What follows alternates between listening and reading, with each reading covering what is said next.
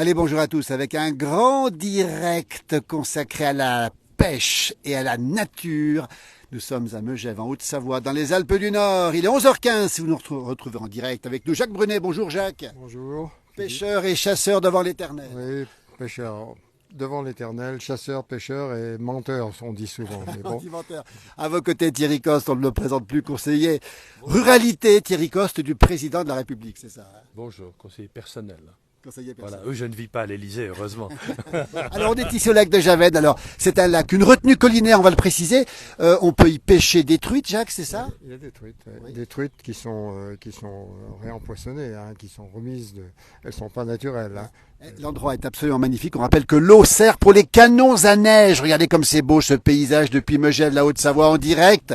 Thierry Coste, ça vous inspire quoi? Vous aimez ces endroits naturels? Alors, moi, j'aime bien les endroits naturels, mais celui-ci ne l'est pas finalement, puisqu'on l'a installé. C'est une retenue collinaire. Mais résultat, 15 ans plus tard, regardez, en termes de biodiversité, c'est extraordinaire. Donc, il faut ça. On n'a pas le droit de faire n'importe quoi, mais là, on profite pendant 12 mois sur 12 de quelque chose de génial, avec les fleurs, avec les poissons, il y avait des libellules partout. Donc en fait, la biodiversité, c'est pas juste l'être humain ne doit rien toucher. Quand l'être humain aménage, qu'il aménage intelligemment, voilà ce que ça donne. C'est juste génial. Et quand les gens viennent, on a croisé plein de gens qui venaient se balader, mais ils sont heureux parce qu'il y a de l'eau. L'eau, ça attire. Et regardez, la nature, elle est formidable autour. Voilà, ça veut dire qu'on n'a pas dégradé. On rappelle qu'il y a un restaurant, il y a de quoi s'amuser pour les enfants. Vous êtes dans la région ici. Il y a plein d'activités, puis on peut pique-niquer ici, puis on est face à la chaîne du Mont-Joli, le Mont Blanc n'est pas loin. Les nuages commencent à monter ce matin. C'est peut-être signe d'orage, Jacques Brunet, ce nuage qui monte Oui, ou pas? C'est possible, oui, c'est possible. Il y a un vilain cumulus bien noir là au-dessus de nous, qui est un signe avant-coureur éventuellement d'eau. De toute façon, la pluie, de l'eau, on en a besoin. Hein. Même si c'est moins sec que dans certains autres coins de France, on a besoin d'eau. Donc... Alors les retenues collinaires, on va en reparler parce qu'elles sont au cœur de problématiques. On a vu des ZAD s'installer par rapport à ça. Aujourd'hui, à Megève, ce serait à refaire. Vous êtes d'accord pour que ce lac magnifique qui attire beaucoup de monde, encore une fois, se refasse, Jacques? Pour vous, c'était une bonne chose? Oui, c'est sympa. Hein. Ça a été pondu là où il n'y avait rien avant, mais c'est quand même pas trop vilain. Voilà. Il y en a d'autres qui ont été faits du côté du Mont d'Arbois. Il y en a un qui a été fait là-bas sur la piste des Mandarines. Il y en a un autre qui a été fait sur la commune de Saint-Gervais, qui est pas loin du Montjoux. Enfin bon, ça a tendance à se généraliser. Il y a une polémique, Thierry Coste, là-dessus. Retenue collinaire, on va marcher un petit peu. Tiens, on est ici à Megève, encore une fois, en Haute-Savoie, en direct, Thierry Coste. Les retenues collinaires, aujourd'hui, les gens en veulent de moins en moins. Les canons à neige, c'est pas bon. Qu'est-ce que vous en pensez, vous qui êtes conseiller ruralité encore? On veut de moins en moins de tout, mais il faut être raisonnable.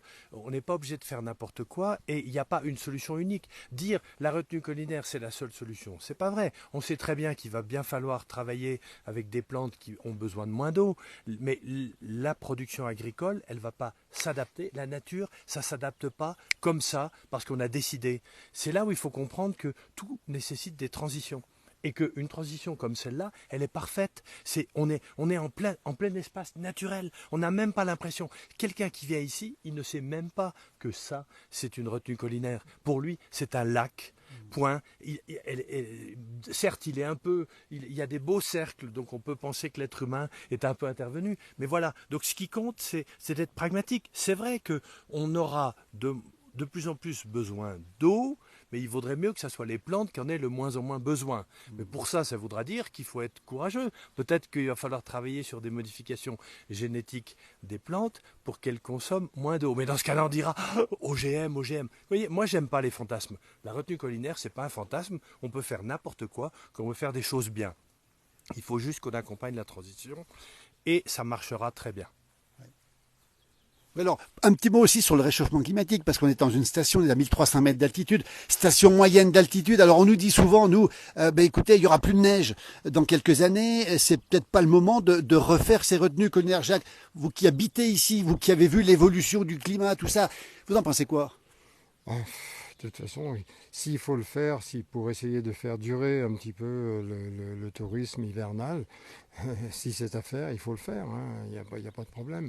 Si on le fait judicieusement, comme ce lac de Javennes qui a été fait, c'est pas trop moche.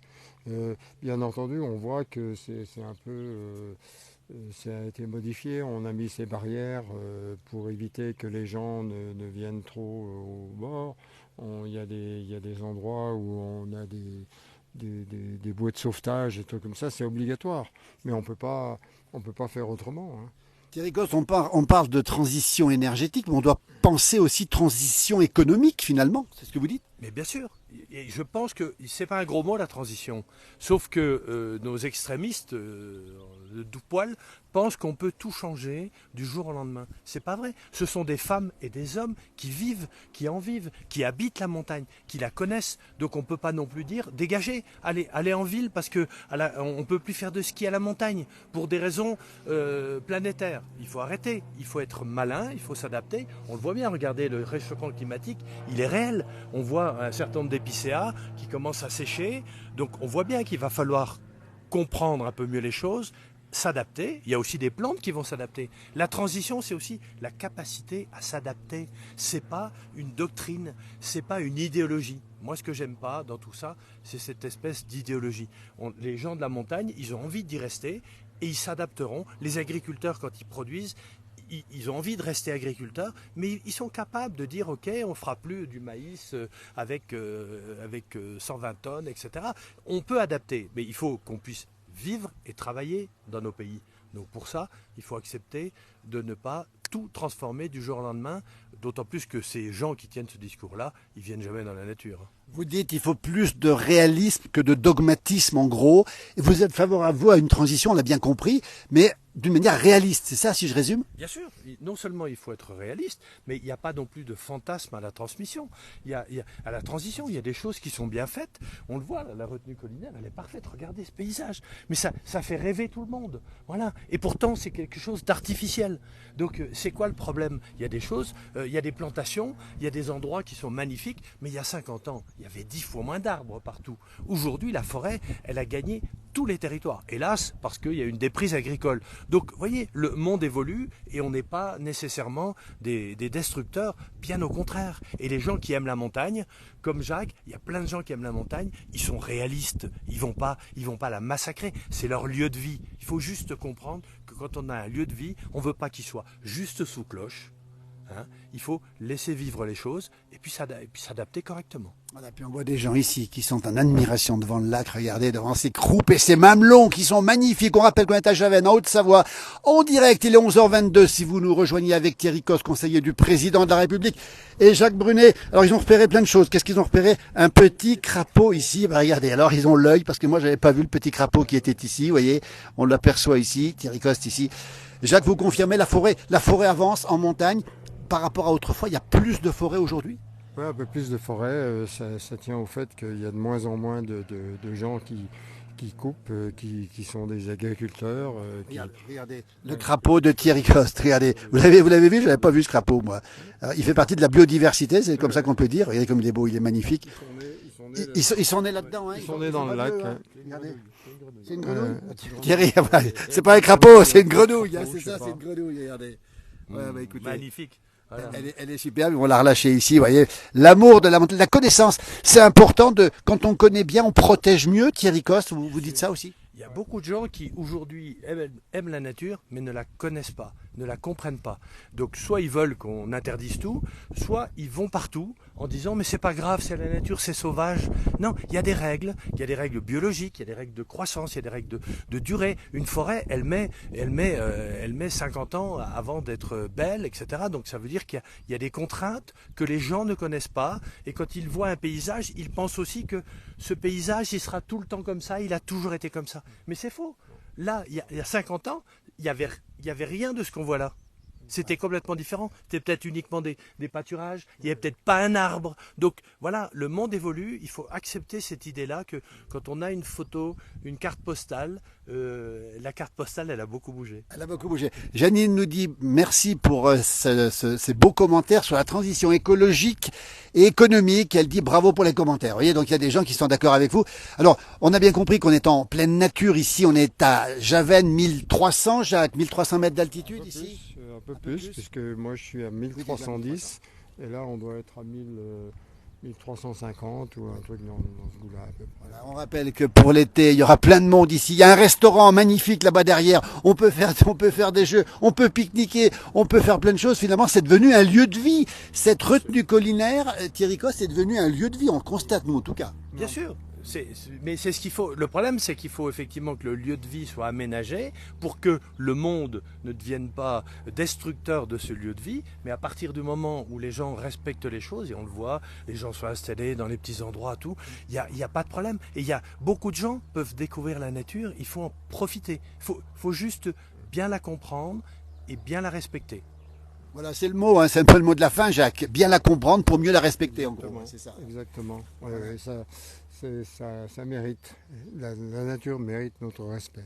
Eh bien, écoutez, on terminera. Humilité, On terminera là-dessus. Jacques, on vous retrouvera parce qu'un jour on parlera des armes que vous fabriquez. On parlera de la chasse. On parlera du loup avec Thierry Coste d'ailleurs. Dites donc, avec le président de la République, vous avez plein de choses à dire. Il y a Patricia qui lui dit j'adore. Elle vous adore, Patricia. Et alors, donc ça fait plaisir. Et alors, Thierry, quand vous croisez les présidents, vous avez conseillé tous les présidents, vous avez plein de choses à leur dire sur la ruralité. Hein. Oui, enfin, c'est Emmanuel Macron qui m'écoute le plus, mais hélas, il a eu beaucoup de choses à gérer entre-temps, et c'est un peu dommage, mais parce qu'il n'a pas eu le temps. Mais oui, non, mais il a des racines rurales, et d'ailleurs, il est dans les Pyrénées aujourd'hui. Je vous rappelle, parce qu'il a passé tous ses étés dans les Pyrénées à faire de la pêche et de la rando, et donc il est passionné par les Pyrénées. Mais ça montre bien quand on a un ancrage territorial.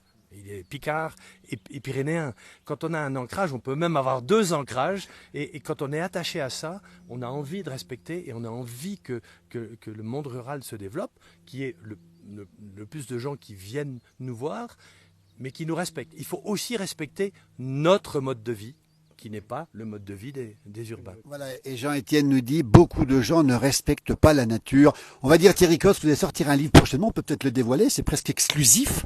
Sur la ruralité, on peut c'est pour l'automne, hein, c'est ça hein. C'est pour l'automne, oui, c'est pour le 12 octobre. Mais c'est un livre sur ma passion de la ruralité, mais parce que tout le monde pense que je ne me suis occupé que de Nicolas Hulot, alors que la réalité, c'est que j'ai été agriculteur, j'ai dirigé des mouvements de protection de la nature, parce que je crois qu'il faut protéger les choses, il faut s'engager. Donc j'essaie de démystifier un peu l'horrible personnage que parfois je suis. En tout cas, on confirme que Thierry Coste aime la nature. Il a trouvé une petite grenouille.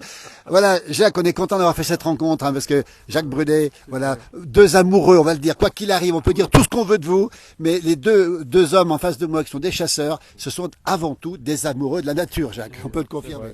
Oh oui, c'est vrai. Voilà. C'est vrai. Merci à tous les deux. Merci. Et bon appétit. Si c'est l'heure de l'apéritif encore, hein, c'est pas encore l'heure du. On vous retrouvera. Voilà, Josiane nous dit bonjour et belle émission. Merci Josiane. On est à Javennes. Venez l'été ici, venez vous promener ici dans la fraîcheur. S'il y a de la canicule, eh bien vous serez bien ici. Les montagnards, si amoureux de leur nature, l'ont quand même défaite et détruite. On en reparlera effectivement. Il y a eu des excès. On va le dire. Il y a eu des excès hein, dans le passé au niveau de l'urbanisme. Hein. C'est Patrick qui nous pose la question et il a raison, Patrick. Non, mais bien sûr, non, mais je crois qu'on a défini des règles. Heureusement qu'on n'a pas laissé faire n'importe quoi. Je pense qu'il ne faut pas non plus être obsédé pour tout mettre sous cloche, mais pendant longtemps, on n'a pas respecté la nature parce qu'on pensait que tout allait supporter. Aujourd'hui, c'est plus le cas. Et je trouve honnêtement, depuis une dizaine d'années, il y a une vraie prise de conscience.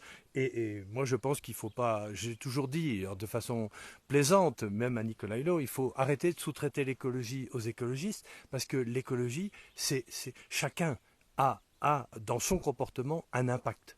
Et je pense que c'est bien qu'on ait un comportement différent. Et aujourd'hui, que ce soit le recyclage, que ce soit le bon usage de l'eau, le bon usage de la forêt, c'est parfait. Ou le bon usage des espaces. Mais voilà, aujourd'hui, je pense que la conscience commence à être plutôt forte. Mais il ne faut pas le dogmatisme, il faut juste une bonne conscience et un vrai changement. Voilà qui est dit. Marie-Noël nous donne toujours de la Nièvre, voilà un territoire qui est particulièrement rural. C'est le Morvan, hein, la Nièvre, une belle région. Merci à toutes et à tous. Bon apéritif, bon apéro si vous êtes déjà à table.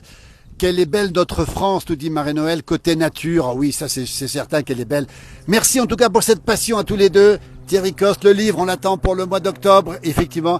Et puis Jacques Brunet, on le retrouvera parce que c'est un philosophe de la montagne, Jacques. Puis il est allé pêcher combien de fois en Norvège, Jacques? On en reparlera de ça aussi. 45, 45, 46 fois, je me souviens plus exactement. Voilà. Chaque été. Et Marie-Noël nous dit qu'elle est chasseresse, Marie-Noël. Alors Thierry Coste, Denise nous dit que les gens ne respectent rien. Thierry, chasseresse, chasseuse, comme on dit. Comme on veut, c'est une Diane, une Diane chasseresse. Beaucoup de bonne humeur, merci beaucoup, bon appétit. Et pour terminer, il y a des pêcheurs, on va aller voir les petits pêcheurs là-bas en direct, toujours depuis Javennes. Effectivement, il y a un manque de respect aujourd'hui. Denise nous le dit, les gens ne respectent rien. Vous confirmez, Thierry Coste, qu'aujourd'hui on respecte moins la nature qu'avant? Oui, mais peut-être aussi, on a une part de responsabilité, que ce soit les chasseurs, les pêcheurs, ou on a sans doute pas développé l'éducation à la nature. Moi, j'ai beaucoup fait de déplacements au Canada. Je vois bien, il y a une vraie stratégie d'éducation à la nature pour le grand public.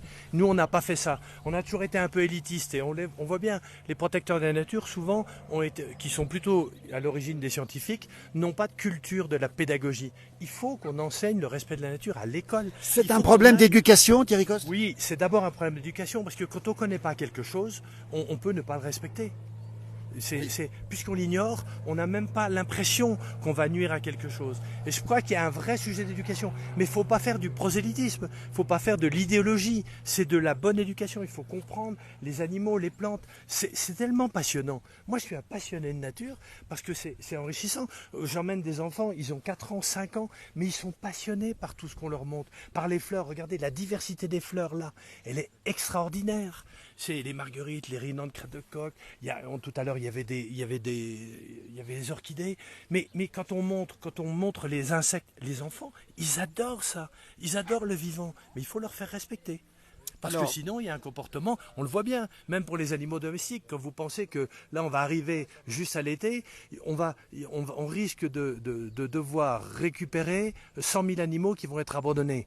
Imaginez, c'est pas normal ça, ce comportement du non-respect du vivant, même d'un animal domestique qu'on a acheté il y a 6 mois et dont on ne sait plus quoi faire. C'est pathétique. Donc je pense qu'on a un vrai travail éducatif. Et là, il faut que tout le monde y soit, tout le monde s'y mêle. C'est tous ceux qui sont des utilisateurs de la nature qui doit faire l'effort de la pédagogie, et peut-être que nous, chasseurs, pêcheurs, on est trop restés entre nous. Maintenant, justement, il faut qu'on parle. Marie-Noël nous dit qu'elle est ex-administrative de la Fédération départementale de chasse de la Nièvre pendant 18 ans. Bravo. Et elle dit qu'il y avait une femme sur 19 hommes. Il n'y a que des hommes alors qui décident de tout ça ou pas? Non, maintenant il y a de plus en plus de femmes qui viennent à la chasse, qui viennent à la pêche, qui viennent aussi en couple. Parce que de plus en plus, la passion nature, elle se développe avec le couple, les enfants. Et regardez, quand on est ici, c'est des familles. Voilà. Et il y a même le chien. Il y a même le chien aussi. Marie-Noël qui a une résidence secondaire en Lozère. La faune et la flore sont un vrai régal. Ben écoutez, ça fait plaisir d'avoir ces commentaires, ces discours. On a un jeune homme qui pêche. Ça a mordu, jeune homme? Est-ce que ça a mordu? Tu pêches quoi? Qu'est-ce que tu pêches? La truite. Vous voyez, il est mieux là que sur les écrans finalement. Hein. Le chien Thierry, d'accord ou pas? La nature, c'est mieux que les écrans. La nature, ça se vit, ça se sent. C'est les 5 sens. C'est ça aussi. C'est les 5 sens. On peut toucher, on peut regarder, on peut manger aussi. C'est formidable. C'est pas Jacques Brunet qui dira le contraire. Hein. Exactement. Voilà. Merci. On vous laisse, on a promis. C'est l'heure de prendre l'apéritif pour nous aussi d'ailleurs. On va y aller. Merci Thierry, à bientôt. Merci Jacques, à très bientôt. À bientôt. On finit sur cette belle image. Regardez cette famille ici, le chien et ce beau lac de Javennes, ouvert, on le rappelle, à tout le monde. Et on peut même stationner, on peut manger au restaurant, on peut s'y amuser là-bas derrière, on peut faire du trampoline, on peut y pêcher, on peut tout faire. C'est le bonheur. Quel bel environnement. Merci pour ce partage. Je dis Marie-Noël, à très bientôt, belle journée. Et le soleil va disparaître derrière les nuages et il fait un petit peu plus frais ici. Merci, à très bientôt.